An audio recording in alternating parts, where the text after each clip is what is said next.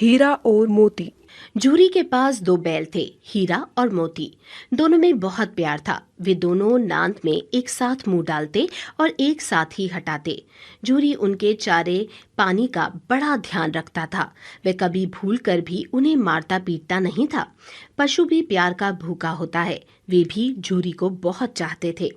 झूरी की पत्नी का भाई गया एक बार हीरा और मोती को कुछ दिन के लिए अपने गांव ले जाने लगा। बैलों को बड़ा आश्चर्य हुआ कि वह उन्हें क्यों और कहां लिए जाता है। रास्ते में उन्होंने उसे बड़ा तंग किया। मोती बाएं भागता तो हीरा दाएं। इस पर गया ने उन्हें खूब पीटा। घर पहुंचकर उसने उनके सामने रूखा सूखा भूसा डाल दिया, पर उन्होंने उसे सूंघा तक नहीं। रात होने पर दोनों बैलों ने वहां से भाग जाने का निश्चय किया। उन्होंने जोर लगाकर रस्सियां तोड़ डाली और भाग निकले। सुबह होने पर जब झूरी ने उन्हें स्थान पर खड़े देखा तो वह सब कुछ समझ गया और प्यार से उन पर हाथ फेरने लगा। परंतु झूरी की पत्नी उन्हें देखकर जल भुन गई। उसने उनके सामने रूखा सूखा भूसा डाल दिया। फिर भी वे खुश थे। अगले दिन गया फिर आया। इस बार वह उन्हें गाड़ी में जोत कर ले गया। रास्ते में मोती ने चाहा कि गाड़ी गड्ढे में धकेल दे, पर हीरा समझदार था। उसने गाड़ी संभाल ली। जैसे तैसे गया घर पहुंचा। अब गया ने उनसे बड़ा सख्त काम लेना शुरू किया। वह उन्हें दिन भर हल में जोतता, जब तक उन्हें मारता पीटता। शाम को घर लाकर मोटे मोटे रस्सों से बांधकर उनके सामने रूखा सूखा भूसा डाल देता। वे लाचार निगाहों से एक दूसरे को देखते रहते। गया के घर एक छोटी सी लड़की रहती थी। वह बैलों की दुर्दशा देखती तो उसे बुरा लगता। वह रात को चुपके से उन्हें रोटी खिलाती। दोनों बैल उसके प्यार के सामने अपनी मार और अपमान भूल जाते। एक दिन मोती रस्सी को चबाकर तोड़ने की कोशिश कर रहा था। वह लड़की आई और उसने दोनों बैलों को खोल दिया। दोनों वहां से भाग निकले।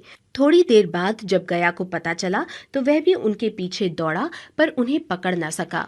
अब हीरा और मोती आजाद थे। रास्ते में उन्हें एक सांड मिला। वह उनकी ओर लपका तो हीरा मोती के होश उड़ गए। भागना बेकार था, इसलिए दोनों ने साहस से काम लिया। सांड ने आकर हीरा पर वार किया तो मोती ने उसे पीछे से सींगों से चोट की। सांड घबराया। वह किसी एक को तो मारकर कचूमर निकाल देता, पर यहाँ दो थे। मिलकर काम करने में बल है। दोनों ने मिलकर सांड को भगा दिया। मोती कुछ दूर उसके पीछे दौड़ा, पर हीरा ने उसे दूर तक ना जाने दिया। दोनों अब बड़े प्रसन्न थे। आगे चले तो रास्ते में मटर का खेत दिखाई दिया। भूख तो लग ही रही थी। हरी भरी मटर देखकर उनकी भूख और भी तेज हो गई। वे खेत में घुस गए और लगे मटर खाने।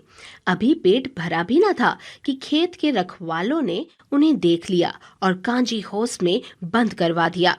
हीरा और मोती ने देखा कि कांजी हौस में और भी कई जानवर थे। भैंसे, घोड़े, घोड़ियां, गधे, सब के सब कमजोर और दुबले पतले। वहां किसी के लिए ना चारे का प्रबंध था और ना पानी का। यहाँ कहाँ आप फंसे, उन्होंने सोचा।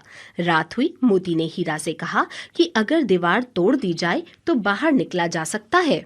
उसने सींगों से दीवार गिराने का प्रयत्न किया। दो चार चोटों में ही थोड़ी सी दीवार टूट गई। उसका उत्साह बढ़ा तो उसने और जोर से चोटें लगानी शुरू की। दीवार में रास्ता बनते ही पहले तो घोड़ियां भागी, फिर भैंसे और बकरियां। मोती ने गधों को भी सींग मार मार कर भगा दिया। उसने हीरा से भी भाग निकलने को कहा, पर हीरा ने मना कर दिया। मोती मन मारकर रह गया। सुबह होने पर कांजी हौस वालों ने देखा तो उन्हें बड़ा आश्चर्य हुआ। उन्होंने हीरा और मोती को नीलाम कर दिया। नीलामी में सबसे ऊंची बोली बोलकर एक व्यापारी ने उन्हें खरीद लिया। वह दोनों को लेकर अपने गांव की ओर चला। मार खाते खाते और भूख सहते सहते हीरा मोती बहुत कमजोर हो गए थे। उनकी हड्डियां भी निकल आई थी। भूख प्यास से व्याकुल बैलों में कुछ भी दम बाकी नहीं रहा था। वे चुपचाप व्यापारी के साथ चलने लगे। रास्ता उन्हें जाना पहचाना लगा तो ना जाने कहां से दम आ गया। वे दोनों तेजी से भागे। आगे आगे दोनों बैल, पीछे पीछे व्यापारी। पर जब तक वह उन्हें पकड़े तब तक दोनों बैल अपने घर पहुंच चुके थे। बैलों को देखकर झूरी बहुत खुश हुआ। वह उनसे लिपट गया। इतने में व्यापारी भी वहां आ पहुंचा और उन्हें मांगने लगा। मोती ने आव देखा ना ताव। वह व्यापारी पर झपटा। व्यापारी जान बचाकर वहां से भागा। झूरी की पत्नी भी भीतर से दौड़ी दौड़ी आई। उसने दोनों बैलों के माथे चूम लिए।